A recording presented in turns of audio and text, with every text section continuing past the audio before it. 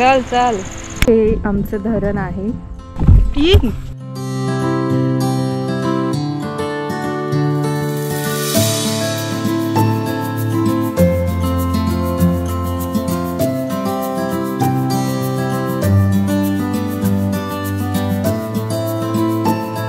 नमस्कार मित्रांनो, मी प्राजक्ता तुमचं आपल्या यूट्यूब चॅनलवरती स्वागत करते. तर मी आलेली आहे माझ्या गावी, ते म्हणजेच मुरुड जंजिरामधील उसडी चापेगाव हे माझं गाव. तर मी जन्माष्टमीसाठी गावी आलेली आहे. तर यावेळी तुम्हाला तेच बघायला मिळणार आहे. या व्लॉगमध्ये नसेल तर पुढचा व्लॉग असेल आपला गोकुळाष्टमीचा. मी याआधी 1 वर्षी गावी येऊन गेलेली जन्माष्टमीला, पण तेव्हा काही आपलं चॅनल नव्हतं. तर आता आपलं चॅनल आहे, तर म्हटलं तुम्हालासुद्धा आमच्या गावची जन्माष्टमी कशी असते ते दाखवावं. आणि आता मी उभी आहे आमच्या घराच्या गॅलरीमध्ये वरती. तर इथून असा मस्त सुंदर नजारा दिसतो, तोही तुम्हाला दाखवते. तर इथून असा मस्त नजारा दिसत असतो आमच्या गॅलरीतून. हा पूर्ण इथून रोड गेलेला आहे. तिथून आपली ST म्हणजेच लाल परी आणि ते जे झाड दिसते ते आमचा स्टॉप आहे. आणि तिकडे पलीकडे समुद्र आणि त्याच्या पलीकडे डोंगर आहेत. तिथे आता कॅमेऱ्यात दिसणार नाही. हे बघा, नशीब किती चांगलं आहे, आत्ताच ST जाते आहे. समुद्रापलीकडे सुद्धा काही गावं आहेत, रोहिणी, हरवीत आणि दिघी. तर नानवली गावसुद्धा आहे, जे माझा आजोळ आहे. होळीच्या व्लॉगमध्ये तुम्ही बघितलं असेल, तिकडचे खेळी आलेले ते तिकडूनच, ते त्या साईडला आहे. आणि मस्त इथून गॅलरीतून होड्या वगैरे सगळा असा मस्त नजारा दिसत असतो. सुंदर असा सनसेटही तुम्ही इथून पाहू शकता. तर आत्ता मी जाते असंच एक फेरफटका मारायला. तर तुम्हाला सुद्धा गावाकडचा परिसर या व्लॉगमध्ये दाखवते. सो मित्रांनो, मी आता जाते असंच फेरफटका मारायला. आणि इथे आहे आमची विहीर. मासे आहेत तिथे. याच विहिरीतून आम्हाला पूर्ण गावाला पाणी पुरवठा होतो. म्हणजे धरणाचं पाणी, धरण पण आहे, ते पण दाखवेन मी तुम्हाला. धरणाचं पाणी या विहिरीला येतं आणि मग इथून पूर्ण गावाला. आम्ही आलेलो कुरडूची भाजी पण बघायला, पण इथे सगळी फुलं आली आहेत. आता जून होत चालली ती. कुत्रा हाच आहे ना, जेवायला देतो तो हाच आहे की दुसरा? अशी पानं असतात. कोळी कोळी भाजी घ्यायची, फुलं आल्यावर खात नाही भाजी. हां, छोटंसं फुल आलं. हां, कोळी कोळी घ्यायची, पानं. ह्याची भजी पण केली जाते आणि भाजी सुद्धा केली जाते. ही फुलं आहेत ती माहीतच असेल तुम्हाला. दसऱ्याला यांचं खूप महत्त्व असतं, तोरणामध्ये बांधायला.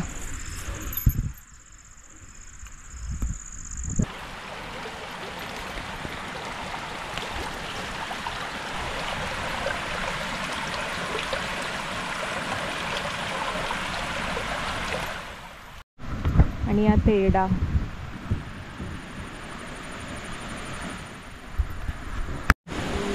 इथे सगळीकडे तेरडा दिसतोय. आणि इथे आहे आमचा डवरा. सो इथे हा आमचा डवरा आहे. तिथे पोरं पोहायला येतात, म्हणजे सगळेच. आधी इथे नदी होती, हे असं सगळं काही नव्हतं. जेव्हा आमचं धरण बांधलं तेव्हा हे केलं आहे. इथे खूप खोल आहे, इथे कमरेपुरतं पाणी आहे आणि इथे आपण पूर्ण बुडतो. तर आम्ही सुद्धा यायचो लहान असताना गणपती इथे पोहायला. तिकडून यायला रस्ता आहे. आधी तिकडूनच यायचो, आधी इकडे नव्हतं, मागे येतो. चल चल.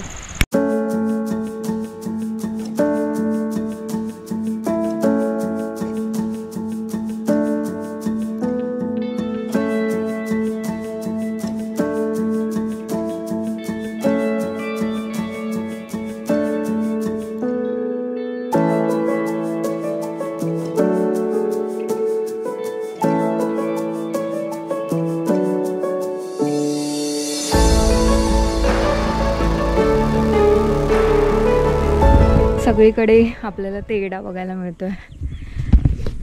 कालच मी एक वेगळा डार्क पिंक होता एकदम, तो पण तेरडा बघितला. आणि त्याच्या आधी तर लाल आणि हा वाला माहीतच होता. तर कुरडूची भाजी तर घेतली आत्ता. आणि आता आम्ही चाललो आहे धरणावर. धरण दाखवते तुम्हाला. आणि इकडे जो रस्ता गेला आहे तिथे आमचं शेत होतं आधी, आता नाही आहे, विकलं.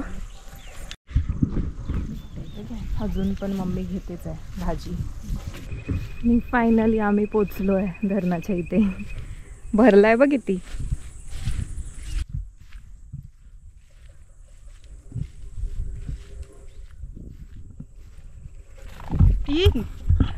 पक्षी गेला, कसली घाबरली. मला वाटलं अंगावर येतोय. आवाज वेगळाच केला, ह्याच्यात आला असेल आवाज. मला वाटलं या साईडला येतोय तो. इथून बाजूने उतरायला पण जागा आहे. तर मे महिन्यात कधी आम्ही येतो इथे शेतावर करवंद आंबे वगैरे काढायला. मग इथून साईडून उतरायचं, धरणावर पाणी प्यायचं, फ्रेश व्हायचं आणि मग नंतर घरी जायचं असं. आता इथे पूर्ण भरलं आहे. किती भरलं आहे. सो हे आमचं धरण आहे. आधी मे महिन्यात पूर्ण हा एक पॅच, मग असा सरळ एक पॅच आणि खाली पाणी असायचं. आता हे पूर्ण भरलं आहे, वरपर्यंत आलं आहे पावसाळ्यात पूर्ण भरतं. आणि आधी हे धरण नव्हतं, नंतर झालं आहे. आधी आमच्या इथे तिथे कोपऱ्यात एक विहीर होती, तिला शिशीनाथली बाव म्हणायचे. आमच्या गावाला 3 विहिरी आहेत. तर उन्हाळ्यात त्या दोन्ही आटायच्या, तर मग सगळे इथेच यायचे कपडे धुवायला किंवा पाणी भरायला. पण नंतर जेव्हा धरण झालं तेव्हा मग काय ती विहीर तर पाण्याखाली गेली. पाऊस आला. उन्हाळ्यात फक्त ती दिसते, जेव्हा पाणी आटतं तेव्हा पूर्ण इथून आपण खाली उतरू शकतो उन्हाळ्यात. आणि अशा प्रकारे पाऊस आला आहे. मित्रांनो, ही आहे टाकळ्याची भाजी. इथे पण आहे, इकडे पण आहे टाकळ्याची भाजी. पण आता ती जून झाली आहे, कोवळी असताना खायची. अशा अजून पण काही रानभाज्या येतात. कुरडू आता आपण घेतली ती, टाकळा, दार, अजून खवणीची पण भाजी असते. हे असं वरून असं दिसतोय धरण. मगाशी आपण तिकडे होतो खाली. आणि इथून आमचं गाव पण दिसतंय. मगाशी आपण तिथे होतो, ती जी जागा दिसते ना, तिथून आपण भाजी घेतली. इथून पाणी ओव्हरफ्लो झालं ना की इथून मग जी मगाशी मी नदी दाखवली ना तिथे जाऊन मिळतं ते. कारण आमच्या धरणाला दरवाजे नाही आहेत. मोठे जे धरण असतात त्यांना दरवाजे असतात, तर ते भरलं की ते दरवाजे उघडतात. तर इथे अशी सिस्टम आहे की धरण जर पूर्ण भरलं आणि ओव्हरफ्लो झालं की मग इथून पाणी जाऊन नदीला मिळणार, म्हणजे धरण फुटण्याची शक्यता नसते. मित्रांनो, इथे आमचं गावचं मंदिर दिसतंय आणि हा इथे समुद्र. आता आम्ही जरा जातो आहे, बघतो शेतावर. तिथे पण एक कडुलिंबाचा पाला घ्यायचा आहे, तर तिथे एक झाड आहे, पडलेलं आहे ते, पण आहे जिवंत. मित्रांनो, हे ते झाड आहे पडलेलं, पण आता तिथे खूप गवत आहे, काढायला भेटणार नाही. तर आम्ही जातो दुसरीकडे, तिकडून घेऊ. तिकडेच पुढे जी वाट गेलेली ना तिथेच आमचं शेत आहे. आता खूप गवत वाढलं आहे आणि आता 6 पण वाजले. ते आहे कडुलिंबाचं झाड. आता आम्ही घेतो पाला काढून आणि मग जाऊया घरी. सो एवढा पाला काढलाय आम्ही. चला आता. हे बेलीचं झाड आहे, इथे फळ आलंय. मित्रांनो, इथे महादेवाचं मंदिर आहे, आतमध्ये पिंड आहे.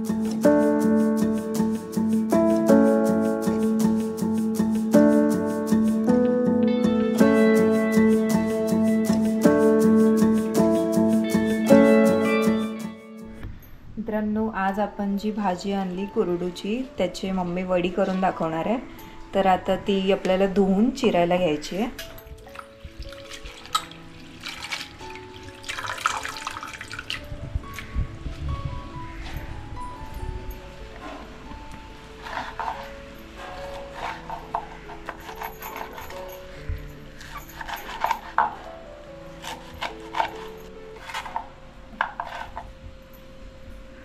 अशी बारीक चिरून घ्यायची आहे. आपण भाजी पण करू शकतो, पण आम्ही वडी करून दाखवतोय. तेवढीच कोथिंबीर पण घ्यायची चिरून. आळस देते. 1 चमचा धने, थोडंसं ओवा, थोडंसं जिरा, हां, आणि आलं, मिरची असं क्रश करून घ्यायचं. थोडं जाडसर वाटून घ्यायचं. 2 मिरची पेस्ट ना, पेस्ट. मिरची एकदम पेस्ट नाही करायची, थोडं क्रश, म्हणजे जाडसर वाटून घ्यायचं. चमचे तेल, 2 चमचे.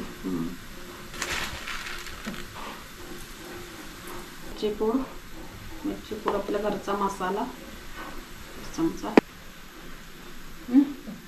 अर्धा चमचा मीठ चवीनुसार. सगळं मिक्स करून घ्यायचं, असं चोळून भाजीला होतं. बेसन घालायचं, चण्याचं पीठ. चण्याचं पीठ.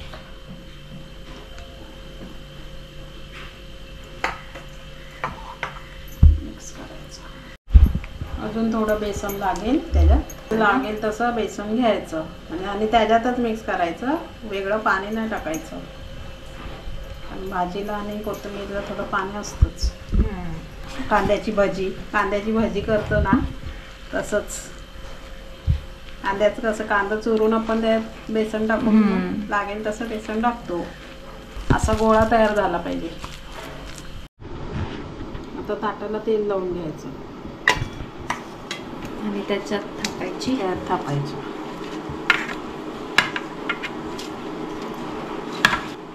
कोथिंबीर वडी करतो तसंच आहे ना? सेम आहे.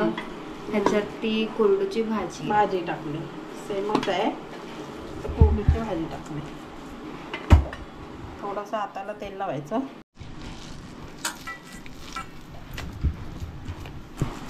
थापून घ्यायचं.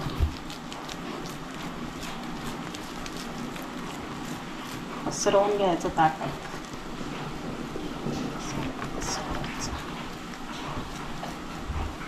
पाणी उकळून घ्यायचं आणि त्याच्यावर हे ताट ठेवायचं. उकडवून घ्यायची. किती वेळ उकडवायचं? 20 मिनिट. 15 ते 20 मिनिटं. 15 ते 20 मिनिटं उकडल्यानंतर मग आता बघायचं झाली आहे का. सुरी टाकून बघायचं काय लागतंय का. तर क्लिअर बाहेर आली तर झाली आहे ना. नंतर मग थंड झाली की कट करायचे आणि मग तळून घ्यायची. तर थंड झाल्यावर हे आपल्याला वड्या पाडून घ्यायच्या आहेत.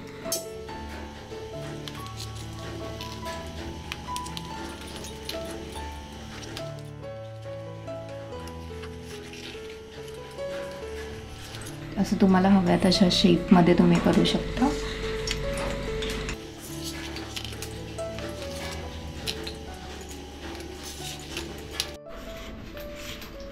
नंतर मग असं सुरीच्या सहाय्याने सोडवून घ्यायच्या आणि आपण तेल लावल्यामुळे त्या खाली चिकटणार नाही.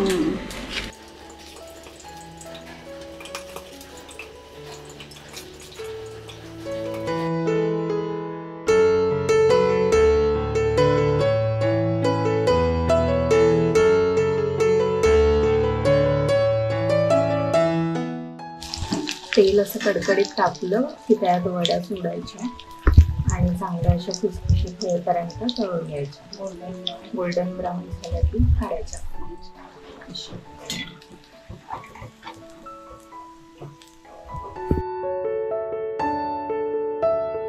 मित्रांनो, या अशा कोरडूच्या वड्या रेडी आहेत. जर तुम्हाला ही रेसिपी आवडली असेल तर कमेंट करून नक्की सांगा. मित्रांनो, आता आम्ही आलोय घरी. हा छोटासाच व्लॉग होता, तर तो तुम्हाला कसा वाटला हे मला कमेंटद्वारे नक्की कळवा. आणि आवडला असेल तर लाईक करा, शेअर करा आणि जर तुम्ही चॅनलवर नवीन असाल तर सबस्क्राईबसुद्धा करा.